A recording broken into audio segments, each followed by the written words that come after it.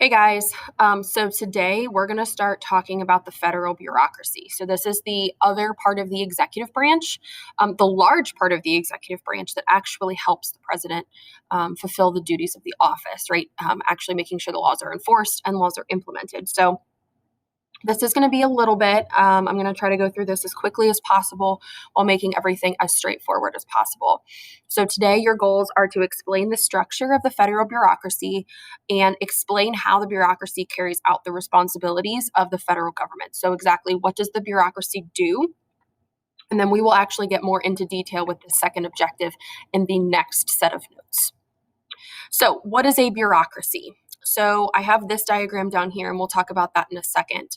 But a bureaucracy is really a word that means the large, complex administrative structure that handles the everyday business of an organization. So, this is the piece of an organization, in this case, the federal government, that actually gets the stuff done. Now, the bureaucracy itself is intended to make the organization, or like I mentioned in this instance, the government, more efficient, right? It breaks down, it gives every piece a job to be able to do, a task quickly. I'll put quickly in quotes, but more efficiently as well. Now, the structure of a bureaucracy, as we're going to see, I'm going to tie this back throughout this set of notes to an analogy of a school district, or the way a school is set up and how it operates.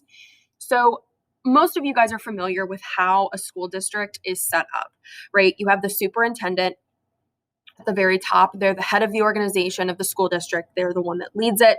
And then below them are your school administrators, like your principals. And they're in charge of running individual parts, meaning the schools themselves, whether it's a head principal or administrative or, vice principal. Okay.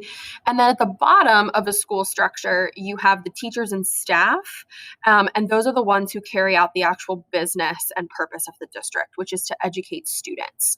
So you can think of like the superintendent in this situation as like the principal. The school administrators is going to be like the bureaucracy, like the agencies, the departments, the cabinet, and then the teachers and school staff are, the civil servants, which we'll look at in the bureaucracy, right? So you can think of it like this. The superintendent sets the vision and overarching directives for the district. The school administrators and each individual school has a degree of independence in how they run the school. And then the teachers and school staff have quite a bit of discretion in terms of how they make decisions and how they actually choose to educate the students, right? And this is something that we're going to see the bureaucracy does in carrying out laws. The president may set a vision or agenda, but the bureaucracy still has discretion. You can also think of this like business structure, like McDonald's, for instance. There's a CEO, board of directors at the top, local managers, all the way down to employees at the bottom. Now, the federal bureaucracy itself is a part of the executive branch. So it is technically a part of that third branch of government responsible for carrying out and implementing the laws and functions of the U.S. government. While the president is the head of the executive branch, right, which is responsible for enforcing laws, there's no way that he can do this single-handedly. He needs the millions of employees, as we'll see, of the federal bureaucracy to carry out this role of the executive branch. So the federal bureaucracy, another metaphor here, right? They're the hands and feet of the government, right? They're the ones actually doing the implementing and carrying out of policy that is made by Congress and the president. Some refer to the bureaucracy as a fourth branch of government, and this is because of its size. The bureaucracy is much bigger than any other federal branch because it includes over 2,000 agencies, departments, commissions, and employs roughly 2.7 million people. And those are civilians as well, to implement and enforce the laws and rules of the US. And this 2.7 doesn't include the military as well. Now, these departments and agencies, which we'll take a look at, are created by Congress. And as we will also see, the size of the bureaucracy has grown as the nation has grown as well. Now, there are a couple characteristics of the federal bureaucracy that it's important for us to know. There's a hierarchy in this federal bureaucracy. So when you're thinking about that school structure, right, think about it this way. In this federal bureaucracy, control moves from top down and information flows up. So what the president will do is try to fill the top of the bureaucracy, those high level positions like the cabinet, with his ideology, and then try to control then from the top down, right? Because those high level officials will move information and directives and the president's agenda down.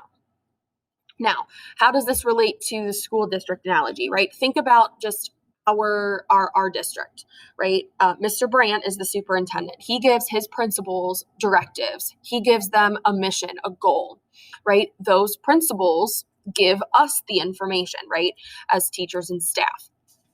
So there is control, information, directive at the very top, okay, going down to the employees.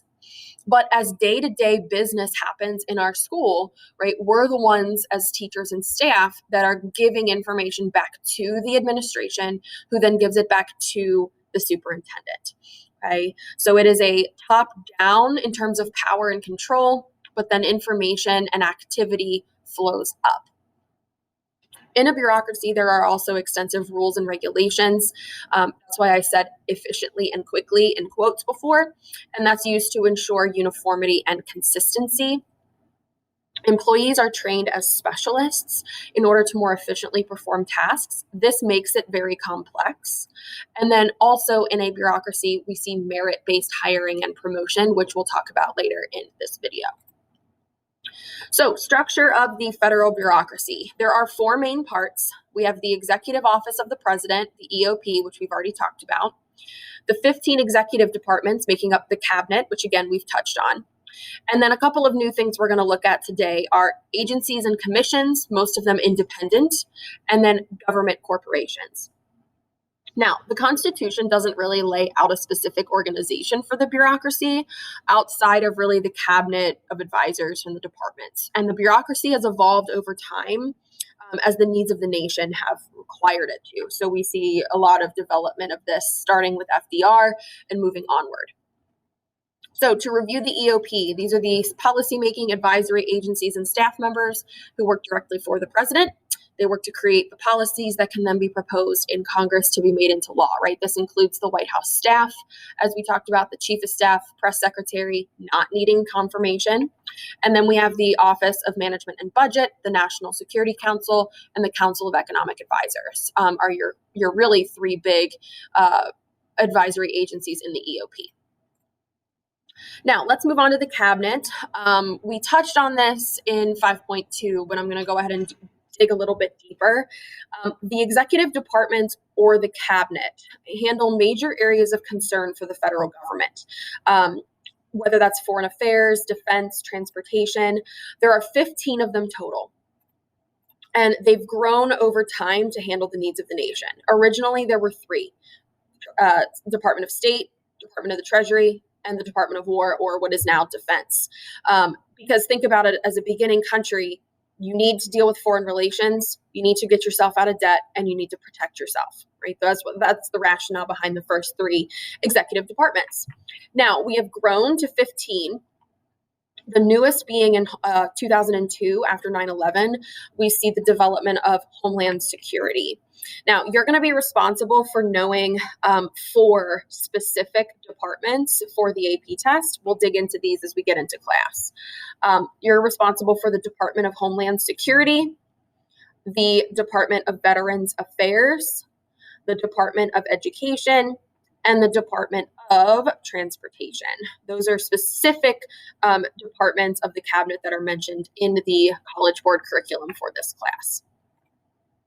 So, continuing on with the cabinet, each department has a head, a single leader known as a secretary, so Secretary of Education of State, and that is then followed by a deputy, right? Deputy is like their assistant, essentially, second in line.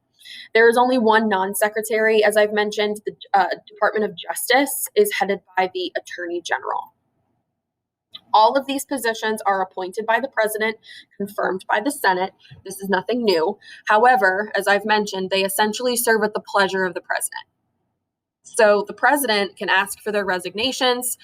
They can essentially fire them and have a formal impeachment or removal process if they disagree with the president's agenda. Now, each secretary has 2 roles. The The first is to run their department, make sure the department is running efficiently, and then also advise the president. Now, advising the president sometimes comes in conflict, with their first role, which is to run their department. So, in terms of the question of who does the president tend to rely more on for day-to-day advice and why, because there is sometimes this split loyalty of cabinet secretaries between the president and their agenda and then the needs of the secretary's department, the president tends to rely more on the White House office and the White House staff for day-to-day advice because of this conflict that happens here. Now, moving on to agencies and commissions. Each department itself is broken up into agencies called various things, bureaus, departments themselves. We'll take a look at some. But they divide up the department's goals and workload. So here's an example for you. One of the cabinet departments that you guys need to be familiar with is the Department of Homeland Security. Now, their responsibility is the goal of protecting the country and its citizens from threats from the outside, right? Protecting the homeland. That's what that means. Now, this department is broken up into various agencies like Immigration and Customs Enforcement, or ICE, the Coast Guard, right? Patrolling the coast of our country. And then TSA, Transportation Security Administration, right? All of those things focus on different aspects of protecting the country and its citizens, but they all work toward that same goal, which Homeland Security has put forward for them to do. Now, the president will appoint the head of each agency. Usually this is called a director, right? So there's a director of ICE. There is a TSA director. And these are, of course, confirmed by the Senate. Anytime the president appoints, except for White House staff, they're going to be confirmed by the Senate. While there are a number of agencies, offices, bureaus in these departments, some of them are independent. So a lot of the departments that I showed you guys on this last slide, ICE, TSA, those are all under the umbrella of Homeland Security, under its control. However, there are a couple of agencies that are kept independent because they either, one, don't fit well into any department. They might need or require protection from partisan and pressure politics, right? Needing to stay neutral because succumbing to political pressure would be detrimental. Or they are unique and sensitive in nature, right? What they do, their purpose is sensitive, whether it's like national security or for a various other reason. Now, the first type of these is an independent executive agency. These are created outside of the departments for narrower purposes. And a couple of examples are the CIA, right? This is an example of an agency that is kept independent because of its sensitive nature, right? Central Intelligence Agency, dealing with, matters of national security big time. NASA, right, the space organization that we think of, that's an example of an agency being independent because it just doesn't fit into any department. There are a couple that it might fit in, but because there's nothing specific about it, we don't have a Department of Space Travel, for instance. It does not belong in any specific department. And then the Environmental Protection Agency, which you guys will be responsible for understanding, as well as the Peace Corps. And then also there are independent regulatory commissions that are on this level of the bureaucracy. These are largely outside the reach of government control, and they're responsible for regulating large industries and the economy. Now, unlike the cabinet and the agencies that we looked at before, these are made up of boards, usually of 5 to 7 members, and they serve staggered terms. This is to ensure that a president can't completely replace them with his own party, every time there's a new president. So like terms will be 7 years, 14 years, right? It's ensuring that presidents don't have a ton of control over who is in charge, attempting to keep it neutral and independent. So examples of independent regulatory commissions that we will take a look at in class, we're going to look at the Federal Reserve, or the Fed, the Federal Communications Commission, the FCC, Securities and Exchange Commission, the SEC, and the Federal Elections Commission, the FEC, which we've already kind of taken a look at. Right, so just to reiterate here, right, the Federal Reserve, that regulates monetary policy, which we'll look at, like the interest rate. right? They're kept separate so they are free from partisan pressure. And then finally, another piece of the bureaucracy, we also have government corporations. They carry out business-like activities like goods and services, but it's government owned. Essentially, government corporations are businesses owned by the government. So examples would be the U.S. Postal Service, USPS, and Amtrak as well, which you see here. Now, let's talk about the civil service. The civil service is the civilian workforce that carries out the work of the bureaucracy. So these are the 2.7 million employees that do the day-to-day work of bureaucratic functioning. So examples of these type of jobs would be a U.S. Post Office worker, an EPA inspector, someone who works for the Environmental Protection Agency. My father-in-law worked for the Ohio branch of the EPA. He was an EPA inspector. An IT technician, like literally working on the computers and the IT and everything needed for all of these other workers. A national park ranger is a member of the civil service, and many more. So it doesn't necessarily have to be something as extravagant as a cabinet position. There are many, regular everyday jobs that work for the government that are included in this civil service. Now, how are these people hired? We have to first talk about before. So before, people of the civil service, these everyday jobs, were given these jobs based on political patronage and personal loyalties. This was called the spoils system. So if you've ever heard of the phrase, to the victors belong the spoils, right? The idea is victors, right, by winning an election, they have the opportunity to award those people for maybe contributing to their campaign, to being a good friend, right? So it's kind of nepotism, so to speak, right? Giving jobs based on loyalty, based on friendship. And as you can see in this cartoon, right, over time, this became an issue because bribery was involved, fraud was involved, corruption was involved in the spoils system. And now we have a merit system, because it got to the point where Andrew Garfield was actually assassinated because of the pressure of the spoils system. He didn't give a job to someone who thought they deserved it based on their loyalty, and he was assassinated. So now we have a merit system, which is based on experience and qualifications. The Pendleton Act was passed in 1883.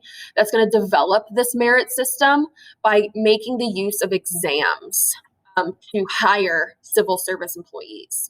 Now, the consequence of this is that it's difficult to fire bureaucrats, right? If you're taking a test and proving that you are qualified, it's going to be a lot harder to fire bureaucrats. So we're going to see career bureaucrats emerge. And then we also now have an addition of the Office of Personnel Management, or the OPM. This is technically a part of the EOP, the Executive Office of the President. They oversee the hiring and staffing of the civil service, those employees of the bureaucracy. So they're the ones that administer these exams that make up our merit system. Now, politics and the bureaucracy. Of course, there are political pressures. And I want to talk about the difference here between presidential appointees and the civil service employees. So the highest level officials, like the cabinet, those agency heads, all of those positions are appointed by the president with Senate confirmation. Those are around 3,000 to 4,000 positions. These people are expected to support the president's message and policies 100%. They serve at the will of the president.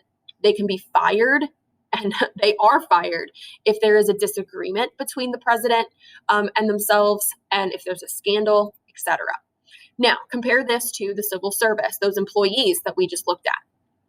They're hired by merit. There is no presidential control. As a result, they're very hard to be fired. There is an extensive process. The president can only use his influence to set an agenda and have those political goals. He cannot dictate the decisions of these civil servants. And employees can often be at odds with the president's agenda. They have what is called bureaucratic discretion. Decisions are able to be made independent of presidential influence because they don't have to worry about, serving at the will of the president. They can make those hard decisions necessary to carry out the functioning of the bureaucracy. So that means the president may not fire civil service employees or regulatory commission heads or agency heads if he has political differences. Now, let's look at what the bureaucracy does. We're wrapping up here. We're going to dig more into this as we get into the next set of notes, but just as an overview here, Congress creates these departments and agencies, and when it does so, it defines the organization's mission and goal and gives it the power to carry it out. Now, what the bureaucracy does to do that are three things. First, it'll write and enforce rules and regulations, right? The legislature is going to give a department a very broad goal that then needs to be implemented through law. Congress, when it writes these laws, is going to give general guidelines, but it will allow the bureaucracy, these departments, these agencies, to make further policy decisions that might not be spelled out in advance by the law. So the job of the bureaucracy is to use its discretionary authority, use its discretion, right? Its own thought process, what it thinks it's best to basically implement the law, make it more specific. Independent regulatory agencies and commissions have greater leeway here, and we'll take a look at that in class. Another task performed by the bureaucracy is going to be enforcement of the rules and regulations that it creates, as well as fines and punishment. So like a court, the regulatory agencies, commissions, and boards in the bureaucracy can impose fines for not abiding by rules and regulations. This was a large part of what my father-in-law did as a worker for the EPA. He would make sure that companies were following rules and regulations set by the EPA. And these fines target industries and companies, not necessarily individuals. A big part of this would be compliance monitoring, right? Making sure that these firms and companies that are subject to the regulations are following those standards and provisions. If they're not, taking them to court. If not, fining them, punishing them. And then finally, the bureaucracy will testify often before Congress. So secretaries of the cabinet, agency directors, they're often experts in their field, right? They're the people that know their stuff. And they frequently appear before congressional committees to provide expert testimony, whether that is educating Congress on an issue, providing input, information, answering questions as part of an investigation. So for example, a while ago now, but there was an issue you guys might have known about in Flint, Michigan, with the governor and not abiding by water standards and water regulations. The governor, as well as the head of the EPA, had to go to Congress and testify before Congress about the situation. So that is the type of investigation I'm talking about here. All right, guys, I know that was a lot. Make sure to star anything if you have a question, but remember your tasks were to explain the structure of the federal bureaucracy and explain how the bureaucracy carries out the responsibilities of the federal government. So what are the tasks of the bureaucracy? Let me know if you have questions. Make sure if you're not going to be in class, upload your notes to the Google form and make sure your notes are complete and thorough. Talk to you guys soon. Bye.